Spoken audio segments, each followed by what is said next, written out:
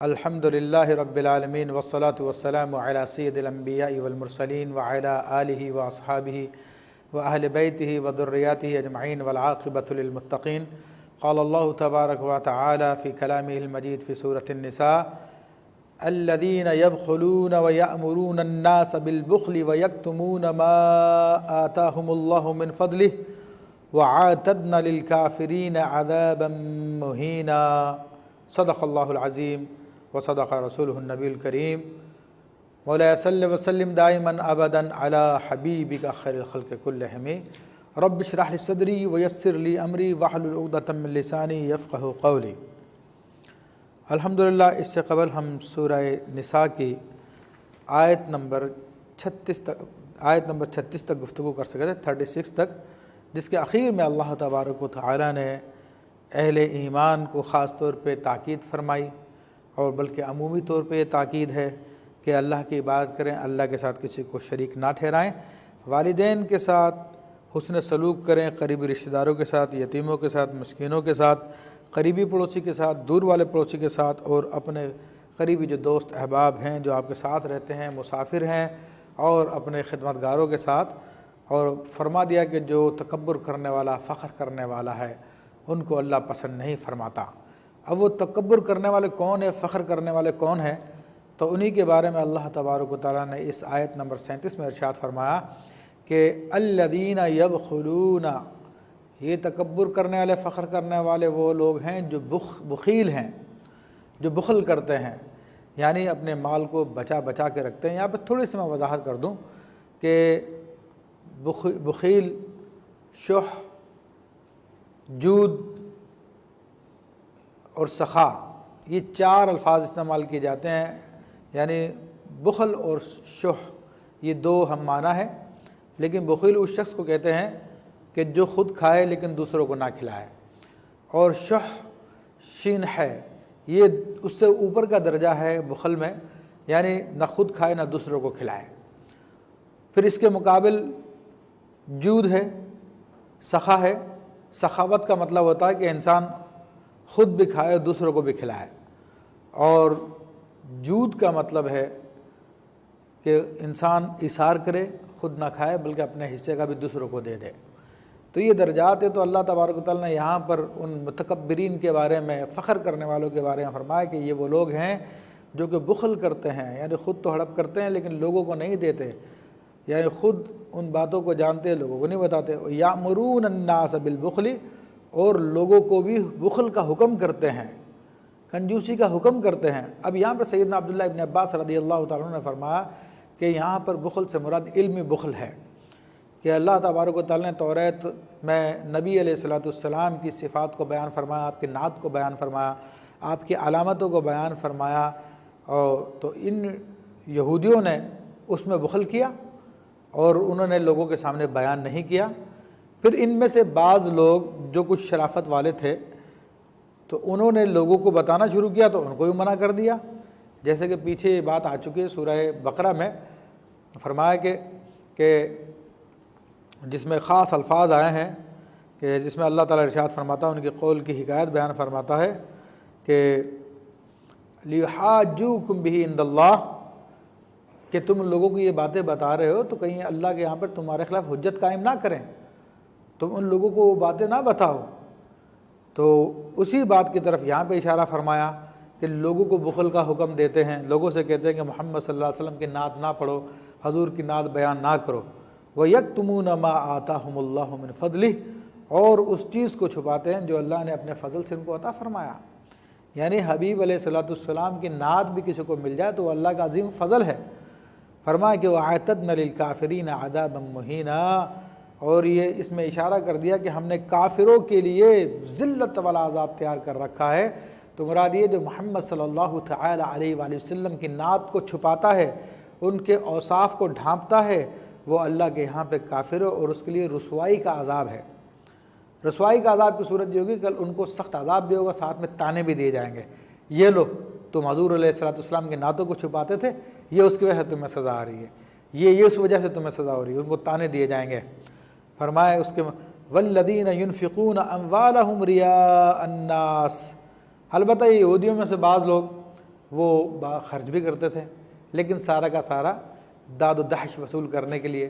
لوگوں میں سخی کھلانے کے لیے۔ تو اللہ تعالیٰ نے ان کے بارے میں ان کا کچا چٹھا بھی بیان کر دیا کہ جو لوگ خرچ کرتے ہیں اپنے اموال کو لوگوں کے دکھاوے کے لیے، ولا یؤمنون باللہ ولا بالیوم الآخر، اور نہ وہ اللہ پہ ایمان رکھتے ہیں، نہ قیامت کے دن پہ ایمان رکھتے ہیں۔ یعنی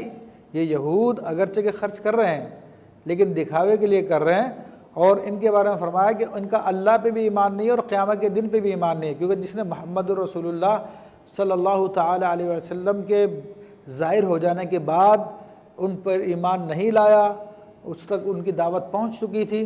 تو نہ اس کا عقیدہ اللہ پر ہے اور نہ قیامت کے دن پر ہے۔ اگرچہ وہ لاکھ کہتا رہے کہ میں اللہ کو مانتا ہوں، تو اللہ کو اس کا ایمان قبول نہیں ہے جب تک کہ اس کے حبیب علیہ السلام پہ ایمان نہ لے آئے۔ وَمَن يَكُنِ الشَّيْطَانُ لَهُ قَرِينًا فَسَاءَ قَرِينًا، اور جس کا مصاحب، جس کا ساتھی شیطان ہو تو کتنا برا ساتھی ہے وہ۔ تو یہ اس پہ شرم دلانے کے لیے اللہ نے ارشاد فرمایا۔ تو اس میں اشارہ کر دیا ہے کہ جو لوگ حضور علیہ السلام کی نعت میں بخل کر رہے ہیں، آپ کے اوصاف بتانے میں بخل کر رہے ہیں، ان کو چھپا رہے ہیں اور لوگوں کے دکھاوے کے لیے مال خرچ کرتے ہیں، اور نہ ان کا ایمان اللہ پر ہے نہ قیامت کے دن پہ، صرف اپنی سرداری قائم رکھنے کے لیے سب کچھ کر رہے ہیں، اپنی عزت کو بچانے کے لیے کر رہے ہیں، دنیاوی عزت کو، تو اللہ نے فرمایا کہ وہ شیطان کے ساتھی ہیں، اور شیطان کتنا برا ساتھی ہے۔ وَمَاذَا عَلَيْهِمْ، انہیں کیا ہے، ان پہ کیا نقصان تھا، لَوْ آمَنُوا بِاللَّهِ وَالْيَوْمِ الْآخِرِ، اگر وہ ایمان لے آتے اللہ پر اور قیامت کے دن پر۔ اس میں سارے کے سارے عقائد بیان کر دیے گئے جو سورہ بقرہ کے آخری رکوع میں بیان کیے گئے تھے۔ یعنی اس میں ایمان، یہ محاورہ قرآن کا کہ اللہ پر ایمان اور قیامت کے پر ایمان، اس میں رسولوں پہ ایمان، کتابوں پہ ایمان، فرشتوں پہ ایمان، اور مرنے کے بعد دوبارہ جی اٹھنے پہ ایمان، سب کا سب شامل ہو جاتا ہے۔ وَأَنفَقُوا مِمَّا رَزَقَهُمُ اللَّهُ، اور اس میں سے خرچ کرتے جو اللہ نے ان کو عطا فرمایا۔ تو ایمان لانے کے بعد جو خرچ کیا جائے گا وہ اللہ کے یہاں پہ مقبول ہے، کیونکہ ایمان تو بنیاد ہے، تو بنیاد کے بغیر، جڑ کے بغیر کوئی درخت پھل نہیں لا سکتا۔ ظاہری طور پہ اگر کاغذ کے پھل بنا کے اس پہ لٹکا دیے جائیں تو وہ کاغذی کے رہیں گے، وہ حقیقی پھل نہیں بن جائیں گے۔ تو جو بغیر ایمان کے نیکیاں کر رہے ہیں یا خرچ کر رہے ہیں، تو ان کے ایسے ہی ہے کہ جیسے درخت جو بغیر جڑ کا اور اس پہ پھل جو ہے وہی کاغذ کے بنا کے لگا دیے گئے ہوں، تو اس کی اس سے زیادہ کوئی حیثیت نہیں ہے۔ ہاں، پھل تو اسی کے ہوں گے جس کے ساتھ ایمان کی جڑ موجود ہے۔ وَكَانَ اللَّهُ بِهِمْ عَلِيمًا، اور اللہ تبارک و تعالیٰ ان کے کرتوتوں کو جانتا ہے۔ إِنَّ اللَّهَ لَا يَظْلِمُ مِثْقَالَ ذَرَّةٍ، تو اللہ تبارک و تعالیٰ ذرہ بھر بھی کسی پہ ظلم نہیں فرماتا۔ اب ذرے کی تفسیر میں مفسرین نے لکھا کہ ذرہ سے مراد وہ سرخ چونٹی ہوتی ہے جو بہت باریک ہوتی ہے، یعنی اللہ اتنا بھی ظلم نہیں فرمائے گا۔ بعض مفسرین نے کہا کہ ذرے سے مراد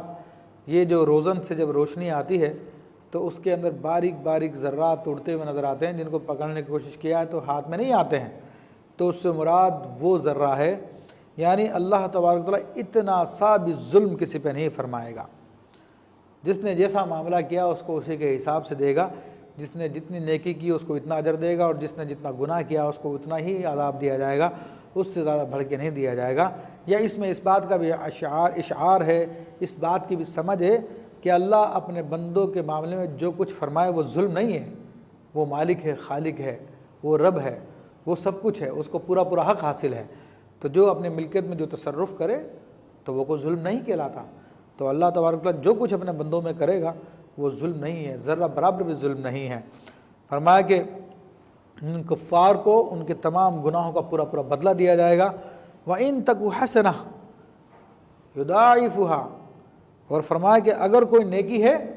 تو اللہ تبارک و تعالیٰ اس کو زیادہ کر دے گا، اس کو بڑھا دے گا، کئی گنا بڑھا دے گا۔ تو اب اس کی صورت یہ ہے کہ حدیث شریف میں ایک واقعہ بیان کیا گیا ہے کہ بروز قیامت ایک مومن مسلمان ہوگا تو جس کے خلاف اس کے گھر والے دعویٰ کریں گے کہ اس نے ہمارے حقوق ادا نہیں کیے، اس نے ہمارے حقوق ادا نہیں کیے، تو اللہ تبارک و تعالیٰ اب اس کی نیکیاں، اس کی جن کے حقوق ادا نہیں کیے گئے تو ان کو دلا دے گا، یہاں تک کہ اس کے نامہ اعمال میں کچھ بھی نہیں بچے گا۔ تو اللہ تعالیٰ فرشتوں سے فرمائے گا کہ دیکھو اس کے نامہ اعمال میں کچھ ہے، تو فرشتے دیکھیں گے تو ایک نیکی بچی ہوگی، تو اللہ تبارک و تعالیٰ اپنے فضل و کرم سے اس کے ایمان کی وجہ سے اس کی نیکی کو بڑھائے گا اور اس کو ایک عظیم نیکی بنا دے گا۔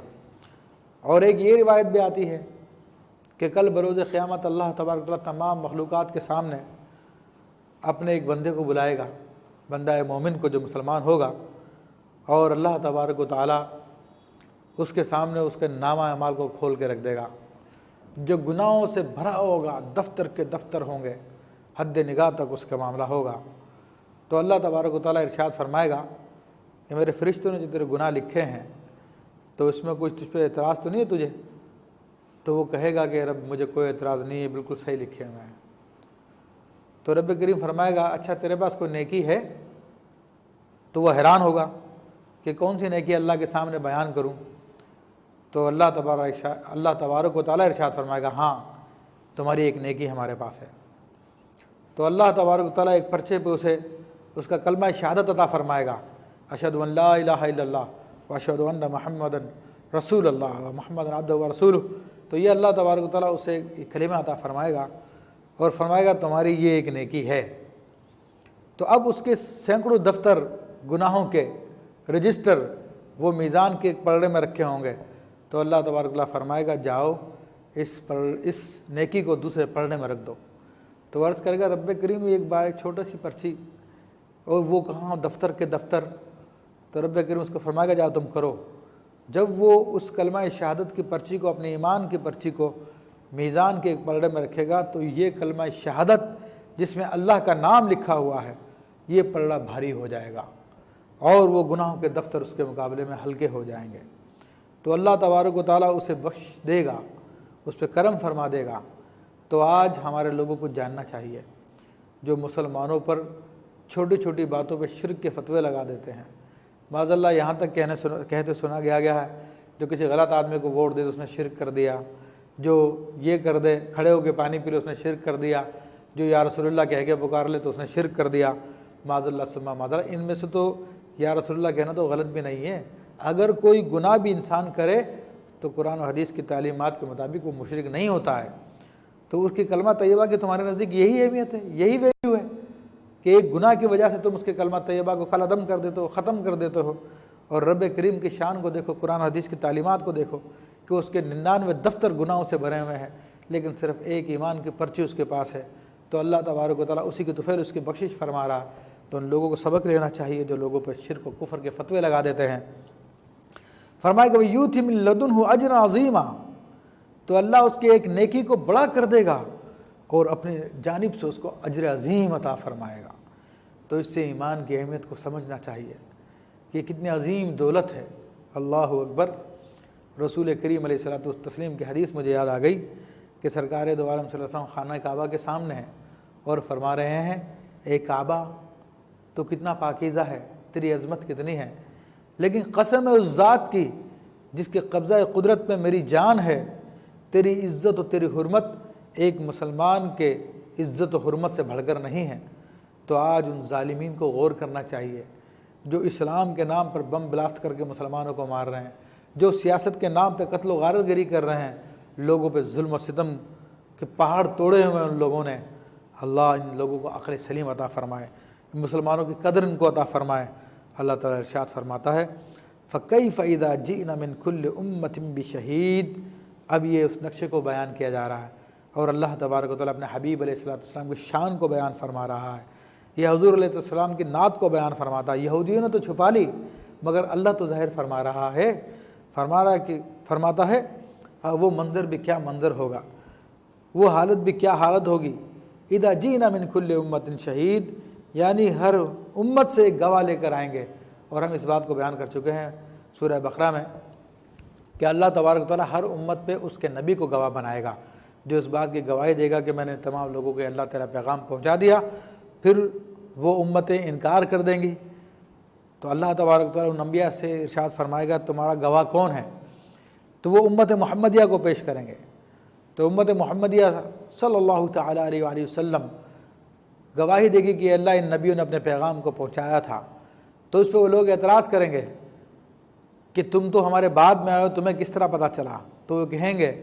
کہ ہمیں ہمارے نبی علیہ الصلوۃ والسلام نے بتایا کہ اللہ کے نبیوں نے اپنے فریضے کو ادا کر دیا۔ پھر آخر میں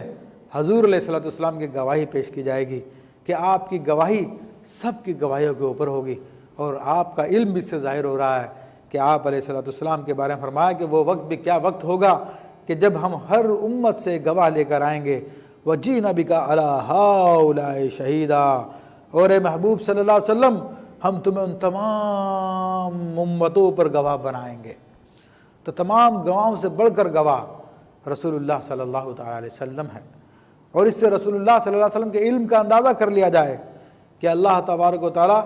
آدم علیہ السلام سے لے کر قیامت تک جتنی امتیں آئیں گے، جتنے انسان آئیں گے، ان سب کا علم اپنے حبیب علیہ السلام کو عطا فرمائے گا۔ گرچہ کہ بہت سارے حدیث میں اس سے ثابت ہیں، بہت ساری حدیث بتاتی ہیں کہ رسول اللہ صلی اللہ علیہ وسلم کو کس طرح علم دیا گیا اور کس طرح علم دیا جائے گا، لیکن حقیقتاً یہ ہے سرکار دو عالم صلی اللہ تعالیٰ علیہ وسلم کو اللہ نے خصوصی علم عطا فرمایا، جس کا رسول اللہ صلی اللہ علیہ وسلم نے مختلف مواقع پہ اظہار فرمایا۔ ترمذی شریف کی روایت ہے اور دیگر کتب 10 کتابوں میں، حدیث کی کتابوں میں روایت ہے کہ رب کریم نے جب اپنے دست قدرت کو اپنے حبیب علیہ السلام کے دونوں کاندھوں کے درمیان میں رکھا، حضور علیہ السلام فرماتے ہیں کہ وَضَعَ رَبِّي يَدَهُ بَيْنَ كَتَفَيَّ، میرے رب نے اپنے دست قدرت کو میرے دونوں کاندھوں کے درمیان میں رکھا، فَوَجَدْتُ بَرْدَهَ إِلَىٰ صَدْرِي، میں نے اس کی ٹھنڈ کو اپنے سینے تک پایا۔ فَيَتَجَلَّىٰ لِي مَا بَيْنَ السَّمَاوَاتِ وَالْأَرْضِ، تو زمین و آسمان میں جو کچھ تھا وہ سب کچھ میرے سامنے روشن ہو گیا۔ حضور فرماتے اوتیت علم الاولین والآخرین، مجھے اولین و آخرین کا علم عطا فرما دیا گیا ہے۔ تو مختلف احادیث ہیں جن میں نبی علیہ السلام نے اپنے علم کا اظہار فرمایا۔ اللہ اکبر۔ بخاری شریف کی حدیث ہے کہ ایک مرتبہ منافقین نے اعتراض کیا کہ حضور صلی اللہ علیہ وسلم فرماتے ہیں کہ مجھے اولین و آخرین کا علم عطا فرما دیا، مجھے اپنی تمام امتیوں کے بارے میں بتا دیا کون منافق ہے کون مومن ہے قیامت تک کے لیے، تو انہیں یہ تو پتہ نہیں ہے کہ ہم لوگ جو منافقت کر رہے ہیں ان کو تو جانتے نہیں ہیں، معاذ اللہ ثم معاذ اللہ۔ حضور کے علم پہ اعتراض کیا، وہ بھی حضور کے علم کو اپنے جیسا علم سمجھتے تھے، کہتے تھے کہ بعض علم ان کو ہو تو بعض علم ہم کو ہے، تو ان میں اور ہم میں کیا مطلب فرق رہا، معاذ اللہ ثم معاذ اللہ۔ تو اب حضور علیہ السلام اپنے علم کا اظہار فرماتے ہیں۔ بخاری شریف کی حدیث ہے کہ آپ علیہ السلام قام خطیباً، آپ علیہ السلام پہ ممبر پہ کھڑے ہوئے آپ نے خطبہ دینا شروع کیا اور فرمایا کہ پوچھ لو مجھ سے جو کچھ تم پوچھنا چاہتے ہو، پوچھ لو مجھ سے جب تم جو کچھ پوچھنا چاہتے ہو۔ تو ایک شخص نے عرض کی کہ یا رسول اللہ صلی اللہ علیہ وسلم میرا باپ کون ہے؟ تو آپ نے بتایا کہ تمہارا باپ فلاں فلاں ہے، اس کے باپ کا آپ نے نام بتایا۔ پھر حدیث شریف میں آتا آپ بار بار کہتے رہتے فَاسْأَلُونِي عَمَّا شِئْتُمْ فَاسْأَلُونِي عَمَّا شِئْتُمْ، سوال کرو مجھ سے جو تم چاہے سوال کرنا چاہتے ہو۔ تو شیخ محقق عبداللہ محدث دہلوی رحمۃ اللہ فرماتے ہیں کہ عَمَّا، ان اور ماں سے بنا ہے اور ماں موصولہ ہے جس میں عموم پایا جاتا ہے کہ چاہے زمینوں کی بات ہو، چاہے آسمانوں کی بات ہو، چاہے ماضی کی بات ہو، چاہے مستقبل کی بات ہو، چاہے حال کی بات ہو، چاہے چھپی ہوئی بات ہو، چاہے کھلی ہوئی بات ہو، جو چاہے پوچھ لو تم مجھ سے۔ تو حضرت عمر فاروق رضی اللہ تعالیٰ نے جب جلال دیکھا، سرکار دو عالم صلی اللہ علیہ وسلم کا غضب دیکھا، تو آپ اپنے گھٹنوں کے بل بیٹھ گئے اور عرض کرنے لگے کہ یا رسول اللہ رضینا باللہ ربا وبالاسلام دینا وبمحمد نبیا، یا رسول اللہ صلی اللہ علیہ وسلم اللہ کے رب ہونے پر، اسلام کے دین ہونے پر، آپ کے نبی ہونے پر راضی ہو گئے۔ تو تب نبی علیہ السلام اس مقام سے اترے۔ تو نبی علیہ السلام کو اتنا علم اللہ نے عطا فرمایا، تبھی تمام امتوں پہ آپ گواہ ہوں گے۔ فرماتے ہیں یومئذ یود الذین کفروا، اس دن وہ لوگ جنہوں نے کفر کیا، ایک تو حقیقتاً کفر ہے کہ اسلام ہی کو نہ ماننا، اور اس میں اشارہ اس طرف بھی ہے جو حضور علیہ السلام کے علم کو نہیں مانتے ہیں اور کہتے ہیں کہ ان کو علم بعض علوم ہے اور بعض علم تو ہم کو بھی دیا ہے، معاذ اللہ دیگر مخلوقات کو بھی دیا گیا ہے، نہایت توہین کی بات کہی۔ تو اس دن وہ لوگ تمنا کر رہے ہوں گے وَعَصَوُا الرَّسُولَ، اور جنہوں نے رسول کی نافرمانی کی وہ تمنا کیا کر رہے ہیں گے، وہ لوگ کفر کرنے والے اور رسول کی نافرمانی والے، لَوْ تُسَوَّىٰ بِهِمُ الْأَرْضُ، کہ آج کاش ہمیں مٹی میں دبا دیا جائے، ہمیں مٹی کر دیا جائے، یعنی ہم بے جان ہو جائیں، ہمارا حساب کتاب نہ ہو۔ وَلَا يَكْتُمُونَ اللَّهَ حَدِيثًا، اور اللہ سے کوئی یہ بات چھپا نہیں سکیں گے۔ آج تو لوگوں سے چھپا لیتے ہیں، لوگ جب کہتے ہیں کہ فلاں فلاں بات تم لوگوں نے کہی ہے تو فلاں فلاں بات تم نے کہی ہے، تو لوگوں سے چھپا لیتے ہیں، لوگوں کو چکر دے دیتے ہیں، لوگوں کو کہتے ہیں کہ علماء کی وجہ سے ہمیں نہیں پتہ، معاذ اللہ، لیکن اللہ کے یہاں پہ نہیں چھپا سکیں گے۔ اللہ تبارک و تعالیٰ ساری باتوں کو جانتا ہے۔ تو اللہ نے یہاں پہ تحدید فرما دی ان لوگوں کو جو نبی علیہ السلام کی گواہی پر، جو آپ علیہ السلام کی گواہی پہ اعتراض کرتے ہیں۔ فرمائے کہ یا ایھا الذین آمنوا لا تقربوا الصلاۃ وانتم سکارا، اے ایمان والو تم نماز کے قریب نہ جاؤ درا حال یہ کہ تم نشے کی حالت میں ہو، حتی تعلموا ما تقولون، جب تک کہ تمہیں علم نہ ہو جائے تم کیا کہہ رہے ہو۔ تو اس آیت طیبہ کے اس حصے کے بارے میں مفسرین کرام فرماتے ہیں کہ چونکہ ابتدا میں شراب لوگوں میں تو رائج تھی، پھر ابتدا میں ان کو تدریجاً اس کی حرمت کا حکم دیا گیا۔ پہلے تو بتا دیا گیا کہ اس میں نفع بھی ہیں نقصان بھی ہے، لیکن اس کا نقصان زیادہ ہے، تو اب اس پر پابندی یہ لگا دی گئی کہ نماز کے اوقات میں نہ پڑھا جائے، نہ پیا جائے اسے۔ اور اس کی وجہ یہ ہوئی کہ حضرت عبد الرحمن بن عوف رضی اللہ تعالیٰ عنہ کے یہاں پر دعوت تھی، تو چونکہ شراب اس وقت حرام نہیں ہوئی تھی تو شراب بھی سرو کی گئی، تو لوگوں نے شراب پی۔ ایک شخص نے امامت کی، اور جب اس نے سورہ قل یا ایھا الکافرون پڑھی تو انہوں نے اس کے اندر تمام جو لا تھے وہ سب کے سب ہٹا دیے۔ قل یا ایھا الکافرون لا اعبد ما تعبدون، میں نہیں عبادت کرتا اس کی جو تم عبادت کرتے ہو۔ جب اس میں سے لا نکال دیا جائے گا، نفی نکل جائے گا، تو اس کا مطلب بنے گا کہ میں عبادت کرتا ہوں اس کی جس کی تم کرتے ہو، یعنی تم بتوں کی عبادت کرتے ہو میں بھی کرتا ہوں معاذ اللہ، تو یہ سارے کا سارا کفریہ بن جائے گا۔ تو بہرحال جب ایسا معاملہ ہوا تو اللہ تبارک و تعالیٰ نے فرمایا کہ تم اس حالت میں، جب نشے کی حالت میں نماز کے قریب مت جاؤ، یعنی مراد یہ کہ نماز کے اوقات میں نشہ مت کرو۔ تو اب دن کے جو 5 اوقات تھے اس میں جناب نشے کی ممانعت ہو گئی، دن میں پوری ممانعت ہو گئی۔ تو اب لوگ لے دے کے جو کرتے تھے پیتے تھے تو پھر رات میں کرتے تھے، اس کے علاوہ اور ٹائم ان کو ملتا نہیں تھا، پھر بعد میں وہ بھی ممانعت کر دی گئی۔ تو یہاں پر یہ فرما دیا گیا۔ پھر یہاں پر دوسرا ایک اہم نقطہ یہ ہے کہ نشے کی حالت میں انسان سے اگر کوئی غلط بات سرزد ہو جائے ایمان و کفر کے حوالے سے، تو چونکہ اس کی عقل اس وقت سلامت نہیں ہوتی ہے تو اس پہ کفر کا حکم نہیں ہوتا ہے، تو اس لیے اللہ تبارک تعالیٰ نے یہاں پر ان پہ کفر کا حکم نہیں لگایا، اور نہ ان کو حکم دیا کہ اپنے ایمان کی تجدید کرو۔ فرمایا کہ حتی تعلموا ما تقولون، اس وقت تک نماز کے قریب نہ جاؤ جب تک کہ تم نہ جان لو تم کیا کہہ رہے ہو۔ پھر ارشاد فرماتا اللہ تبارک و تعالیٰ ولا جنبا الا عابری سبیل حتی تغتسلوا، یعنی ارشاد فرمایا کہ ایمان والو جب تم نشے کی حالت میں ہو تو نماز کے قریب نہ جاؤ،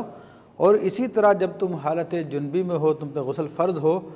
تو تب بھی تم نماز کے قریب نہ جاؤ جب تک کہ تم غسل نہ کر لو، سوائے یہ کہ تم مسافر ہو، تم سفر میں ہو۔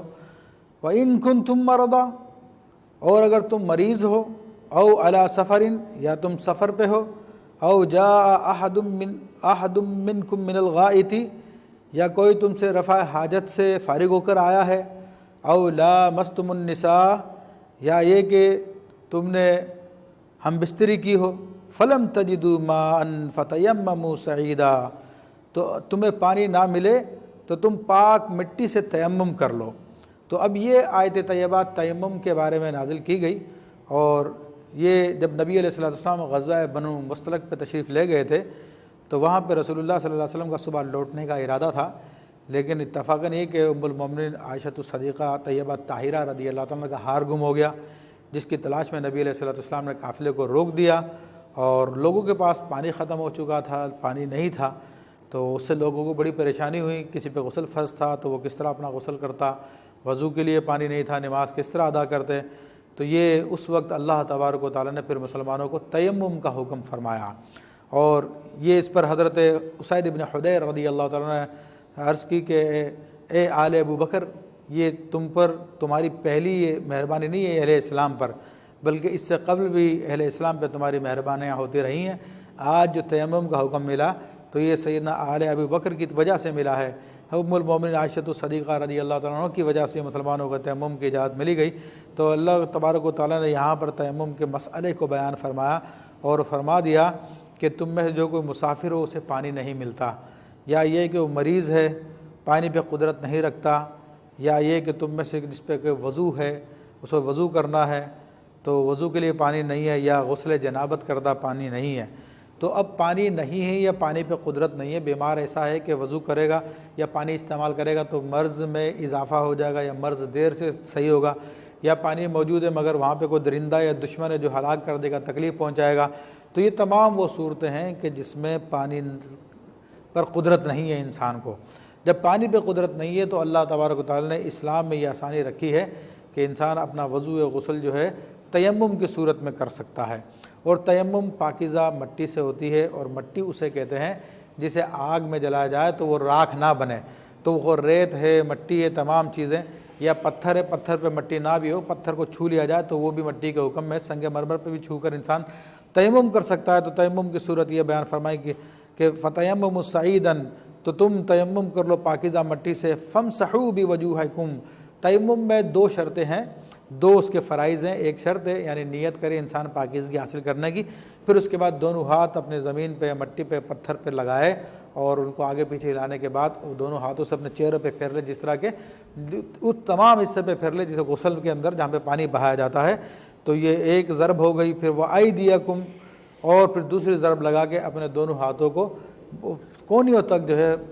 ان ہاتھوں کو پھیر لے، تو اس سے انسان کا تیمم مکمل ہو جاتا ہے، اور اس سے جتنی چاہے نماز ادا کر لے۔ ان اللہ کان عفوا غفورا، اور بے شک اللہ تبارک و تعالیٰ بہت بخشنے والا ہے اور تم پر معاف کرنے والا، تمہیں معاف کرنے والا اور بخشنے والا ہے۔ تو یہاں پہ اللہ تبارک و تعالیٰ کی یہ معافی ہے، مسلمانوں پہ سختی نہیں کی، اور مسلمانوں کو اللہ تبارک و تعالیٰ نے تیمم کی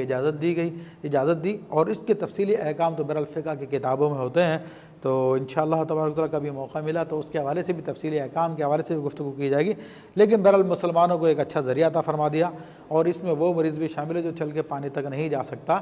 کوئی اور اس کو وضو کرا دے تو ایک الگ بات ہے، لیکن اس پہ فرض نہیں ہے ایسی صورت میں، وہ اپنے بستر پہ بیٹھا ہے اور نہیں جا سکتا تو وہاں پہ بیٹھ کے مٹی منگا کے تیمم کر کے اپنی نماز ادا کر سکتا ہے۔ اور احادیث طیبہ سے ثابت ہے کہ جو متیمم ہے، تیمم کرنے والا ہے، وہ وضو والوں کی نماز بھی کروا سکتا ہے۔ تو انشاءاللہ مزید گفتگو اگلے پروگرام میں کی جائے گی۔ وآخر دعوانا ان الحمد للہ رب العالمین۔